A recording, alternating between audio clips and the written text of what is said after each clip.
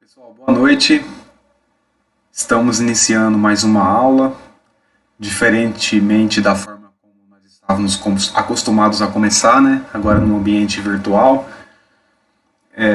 na tentativa de tentar amenizar os impactos causados pelo coronavírus, né? Está pondo uma dificuldade com relação aos nossos encontros. Toda a nossa aula eu vou gravar um vídeo na intenção de melhor explicar o material que está no portal, tá? Então, hoje nós vamos começar a falar sobre um tema novo. E se trata do ágio e ganho na aquisição de investimentos. Bom, nós já vimos as participações societárias, os tipos, já vimos quando que tem que contabilizar pelo MEP, quando que tem que contabilizar pelo valor justo, né? Agora nós vamos ver uma outra situação que seria que seria desmembrando, né? Dificultando talvez um pouquinho o MEP. Vamos ver o que seria esse ágio e o ganho na aquisição de investimento. O ágio e o ganho em compra vantajosa são apurados em investimentos avaliados pelo método de equivalência patrimonial. Ou seja, nós vimos que a participação societária, que se enquadra como controlada, como coligada ou controlada em conjunto, elas têm que fazer a escrituração dessa participação pelo MEP, que é método de equivalência patrimonial. E, em sendo MEP, toda vez que eu faço uma aquisição, eu tenho que apurar se houve o ágio ou o ganho na aquisição do investimento. Nós vamos ver o que significa na sequência.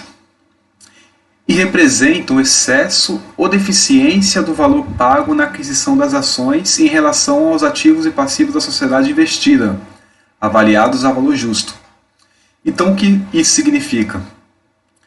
Muito dificilmente eu vou fazer uma aquisição de uma ação, por exemplo, de uma empresa, e eu vou estar pagando exatamente o que ela vale ajustado a valor justo, né? Então vamos supor, eu compro 60% do capital da subsidiária e paguei 100 mil reais, né? Só que eu paguei 100 mil reais e na hora que eu fui apurar o valor justo desses ativos e passivos, né, chegando no acervo líquido, eu cheguei na conclusão de que valia 80 mil reais e não 100 mil reais. Como pode ser também que eu paguei 100, mas valia 120. Então isso é muito comum de acontecer, tá? E acontecendo isso, e eu tendo a minha participação avaliada pelo MEP, se faz necessário apurar o ágio ou o ganho na aquisição do investimento. Então, se acontecer de eu pagar 100 mil reais e valer 80 mil reais, então aí está acontecendo o ágio, né? Que inclusive é o que nós vamos tratar na aula de hoje. O ganho na aquisição de investimento vai ficar para a próxima aula.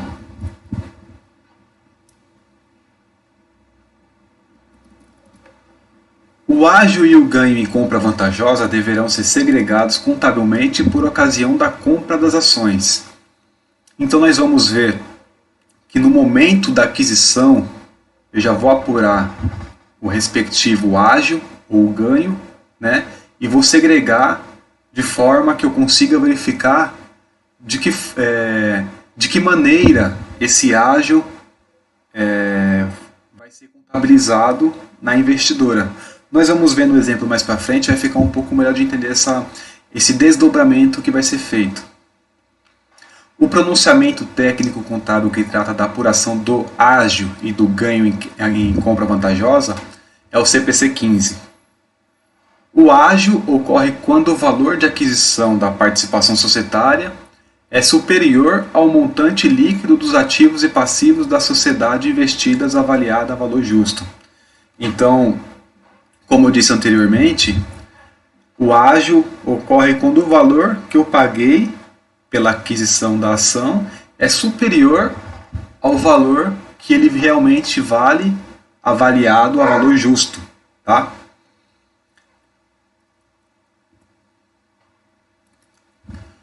O ágio é classificado no grupo de contas e investimentos do balanço patrimonial individual da sociedade investidora. Então nós vimos que os investimentos, né, avaliados pelo MEP, todo esse investimento ele sempre é contabilizado na conta investimento. Traduzindo, lembrando da estrutura do balanço patrimonial. Lá do lado do ativo, nós temos o ativo não circulante, né? E dentro do ativo não circulante, um dos subgrupos é investimento. Toda a participação avaliada pelo MEP é contabilizada no investimento, assim como o ágio apurado nessa participação. Então, tanto a participação societária quanto o ágio apurado vai ser classificado nessa conta investimento do ativo não circulante. O ágio não é amortizado e seu valor é testado para recuperabilidade anualmente de acordo com o pronunciamento técnico CPC 01. Então, o que significa? Nós vamos ver que quando nós apuramos o ágio, existe uma coisa que se chama mais-valia. No exemplo vai ficar um pouco mais caro. Então esse mais-valia você vai amortizando por período, como nós vamos ver posteriormente, diferentemente do ágio. O ágio ele só pode ser testado anualmente com teste de recuperabilidade, ou seja, é o famoso impairment, né, que na realidade é objeto de estudo de uma outra matéria. Mas vocês podem, é importante daqui saber que o ágio ele está sujeito a esse teste do impairment para de certa maneira isso acabar sendo amortizado no decorrer dos períodos. Então vamos ao exemplo para melhor explicar tudo isso que eu falei anteriormente. A Hold SA adquiriu em 1º de janeiro de X1 60% das ações do capital social da subsidiária SA pelo valor de R$160 mil. Ou seja, a Hold está comprando as ações da subsidiária na importância de 60% do seu capital, do capital da subsidiária. E está pagando por o valor de R$160 mil. O patrimônio líquido da subsidiária teve a seguinte evolução nos exercícios sociais de X1 e X2.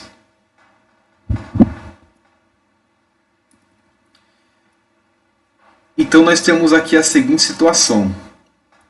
O saldo inicial de 1º de janeiro de X1 é de R$140 mil. Então nós já conseguimos verificar aí que o saldo era R$140 mil e a Hold acabou pagando R$160 mil em 60% do capital dela. Então, para vocês já começarem a identificar como que é apurado o ágio. R$160 mil em 60% do capital, sendo que no mesmo período o capital representado em 100% era de R$140 mil. Né? Mas vamos lá. No próprio período de X1 foi apurado um prejuízo de R$15 mil. Ou seja, o saldo em 31/12 de X1 é R$125 mil, que representa os 140 inicial menos os 15 do prejuízo. Em X2 foi apurado um lucro de R$35 mil, né? E nesse mesmo período, por ter tido lucro, a subsidiária declarou dividendos de R$30 mil, ficando assim com saldo em 31/12 de X2 de R$130 mil. Então, se nós pegarmos o saldo de X1, R$125 mil, somarmos o lucro apurado menos os dividendos declarados, nós vamos chegar à importância de R$130 mil. nós fizemos um exercício onde nós estávamos lançando os eventos, né, de mutação do patrimônio da subsidiária. Nós vamos fazer a mesma coisa, só que antes de fazer o lançamento desses eventos, nós temos que apurar o ágio, né? Então, outra informação aqui. Em 1º de janeiro de X1, por ocasião da negociação da compra das ações, os seguintes ativos da subsidiária SA estavam com valor justo diferente do valor contábil. Então nós fizemos o teste, avaliando os ativos e passivos a valor justo, identificamos uma diferença entre o valor contábil, que é aquele que estava no balanço patrimonial, e o valor justo das respectivas contas. Por exemplo, a conta estoque foi apurado o valor justo de 74 mil, sendo que na realidade o valor contábil estava registrado em 72 mil, uma diferença então de 2 mil reais. O valor contábil das instalações era 50 mil, mas na realidade ela vale 90 mil. E por isso temos a diferença de 40 mil. O valor contábil dos terrenos, 90 mil, mas o valor justo dos terrenos, 128 mil. Diferença então de 38 mil. Então, se nós fizermos por totais a diferença entre o valor contábil e o valor justo, nós chegaremos na importância de 80 mil reais.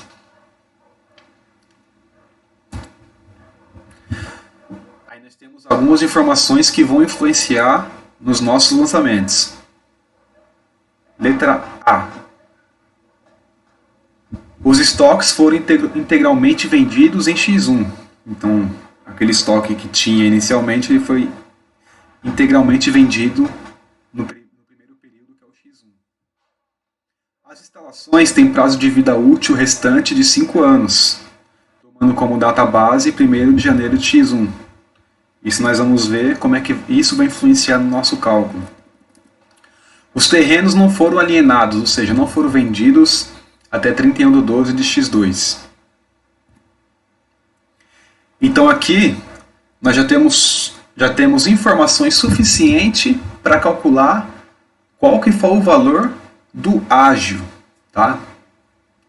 Então nós vamos pegar valor pago pela aquisição das ações de emissão da subsidiária. 160 mil foi o valor que a holding pagou por 60% do capital da subsidiária. Valor contábil patrimonial proporcional ao montante adquirido das ações. Nós vimos lá no início que o saldo em X1 do capital da subsidiária era de 140 mil.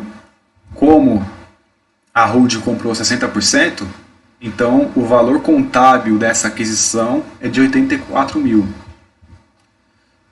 Chegamos então ao valor pago em excesso ao valor patrimonial das ações, ou seja, o valor que ela pagou, 160 mil, menos o valor contábil das ações, na proporção da aquisição, 76 mil. Então, teoricamente, esse valor aqui foi pago a mais do que valia as ações.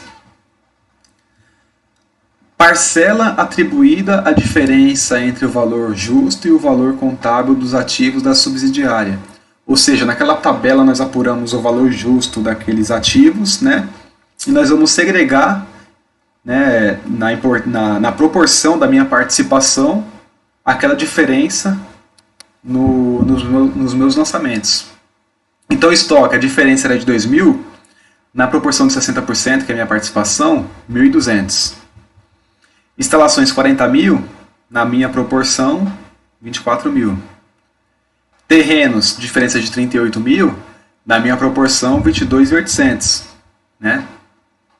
Então, se nós pegarmos o valor pago em excesso menos essa diferença que eu apurei, então, na realidade, o valor do meu ágio é 28 mil.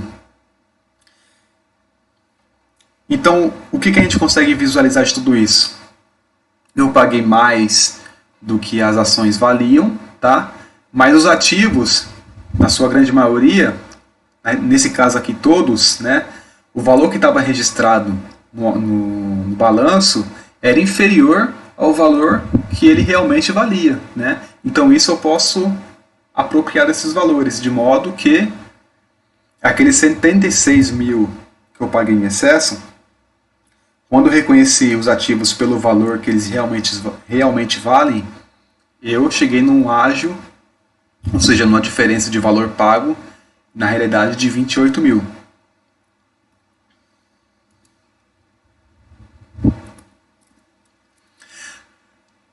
Aí nós chegamos naquilo que seria o mais legal, né, que são os lançamentos. Então vamos lá. Lançamentos contábeis em holding em X1. Então aqui eu vou estar contabilizando de forma segregada, conforme o enunciado tinha dito, né, o investimento que eu fiz na subsidiária.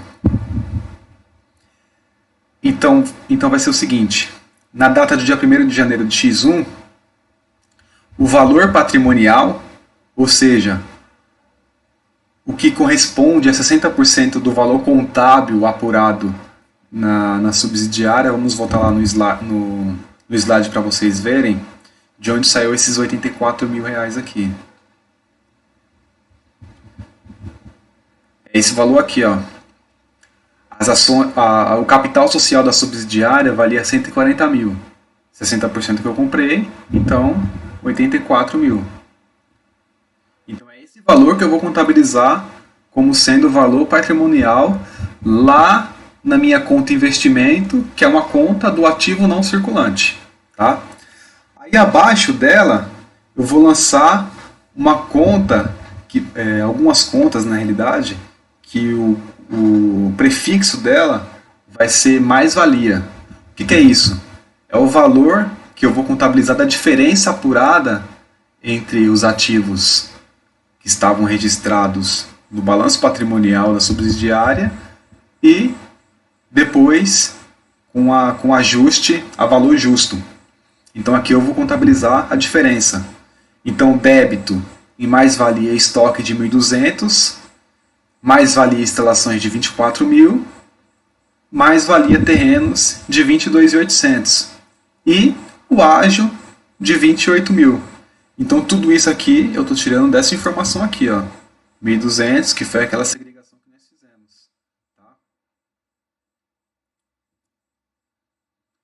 Se nós somarmos todos esses débitos aqui, valor patrimonial mais o mais-valia de todos os ativos mais o ágio, nós vamos chegar no crédito, que foi o valor desembolsado pela hold para aquisição das ações, 160 mil.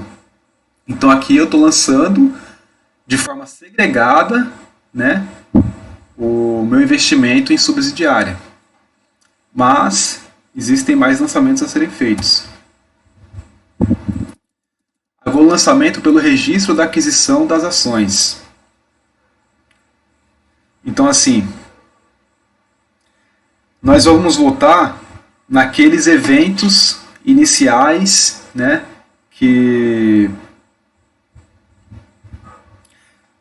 naqueles eventos iniciais. Desculpa, pessoal, só um minutinho.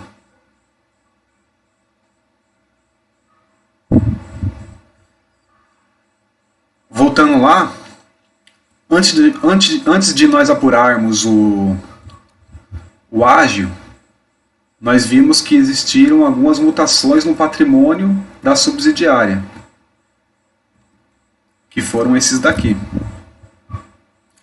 Então eu vou começar a contabilizar esses eventos aqui, esse prejuízo, esse lucro apurado, né, esses dividendos declarados. Então essa movimentação aqui eu vou começar a contabilizar agora que eu apurei e já fiz o lançamento da aquisição e do ágio.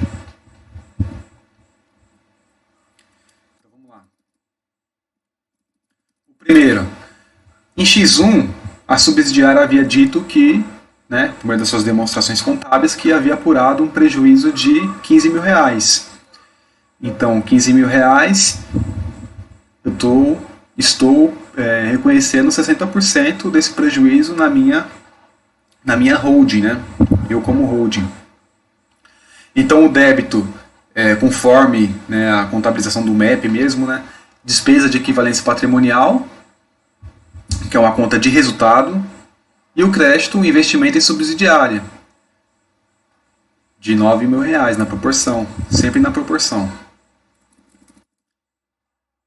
Aqui, o que eu estou fazendo aqui? Ó? Despesa de estoques e crédito, investimento, mais-valia, estoque. Esse R$ 1.200 aqui é justamente o valor da diferença apurada entre o meu estoque a valor contábil e o meu estoque a valor justo, né? E tinha uma informação, depois da apuração desse valor justo, de que os estoques foram vendidos integralmente no período de X1. Vamos voltar lá no slide que fala isso. Aqui, ó. Os estoques foram integralmente vendidos em X1. Se eles foram vendidos em X1, significa dizer que eu posso amortizar esse valor apurado por ocasião da diferença. Então vai ser despesa de estoque, ou seja, uma conta de resultado que vai para a minha DRE posteriormente, e o crédito vai ser investimento, mais-valia, estoque, que é aquela conta que nós utilizamos para contabilizar a diferença apurada na proporção, claro, do meu estoque a valor justo e meu estoque a valor contábil. Então, esses valores aqui que eu coloquei como mais-valia, eles vão ser amortizados no decorrer do tempo. Como o estoque ele foi vendido todo em X1, quando eu estou encerrando X1, eu posso amortizar ele todo, jogando como contrapartida uma conta de resultado, que é uma conta de despesa de estoque, conforme nós vimos aqui abaixo. Amortização integral em função da subsidiária ter alienado 100% dos estoques em X1. Né? Só que, além de amortizar os estoques, eu também posso amortizar a parcela das minhas instalações. Como que eu cheguei nesse valor de 4.800? Vamos voltar lá no enunciado.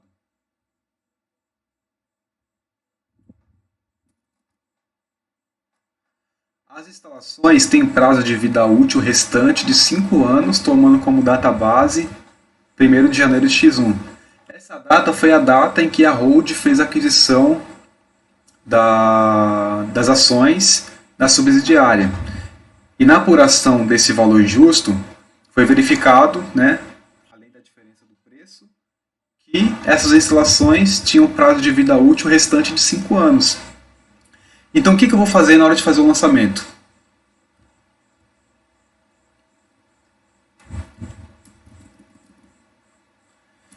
Eu vou pegar o valor da diferença apurada, que foi 24.000, a minha proporção, né? Dividir por 5, porque são 5 anos de vida útil. Então, a cada ano, eu vou amortizar uma parcela proporcional, né, a R$ 4.800. Então vai ser uma despesa de instalações, que vai ser uma conta de resultado, vai para a minha DRE, contra investimento mais valia instalações, que foi aquela conta que eu registrei a diferença apurada do valor justo e o valor contábil. Fora essa movimentação, teve mais alguma coisa em X1? Vamos voltar lá no enunciado. Saldo contábil, o prejuízo nós já contabilizamos de forma proporcional. E aqui já tem um saldo no final do X1. Fora esse evento do prejuízo, nós amortizamos o valor do estoque, que foi totalmente alienado, né? Do estoque que foi totalmente alienado, e de um ano, dos 5 restantes, dos 5 totais, né, na realidade, das instalações. Com relação ao terreno, eu não vou ter o que se falar de amortização, porque lá no enunciado diz que os terrenos não foram alienados até 31/12 de X2, né? Então, eu só vou poder amortizar o valor da diferença apurada nos terrenos quando eles forem alienados. Então nós já contabilizamos os eventos de x1, vamos agora para os eventos de x2. Então aqui, a subsidiária por um lucro de 35 mil, conforme anunciado anterior. Nós vamos reconhecer esses 35 mil na proporção do meu investimento. Então vai ser débito investimento e subsidiária, 60% de 35 mil dá 21 mil. E o crédito, receita de equivalência patrimonial, conforme reza a regra da contabilização do MEP, né, que nós vimos nas aulas anteriores. 21 mil, pelo registro proporcional do lucro apurado. Além dela apurar esse lucro, ela declarou dividendos de 30 mil. Então, ela só declarou que vai pagar os dividendos de 30 mil, não pagou ainda. Então, por isso que eu já vou reconhecer esse direito meu de receber na proporção do meu investimento. Então, 30 mil, 60%, 18 mil a débito e dividendos a receber, e crédito, investimento subsidiário, 18 mil. Sempre obedecendo aqui o que reza a regra do MEP.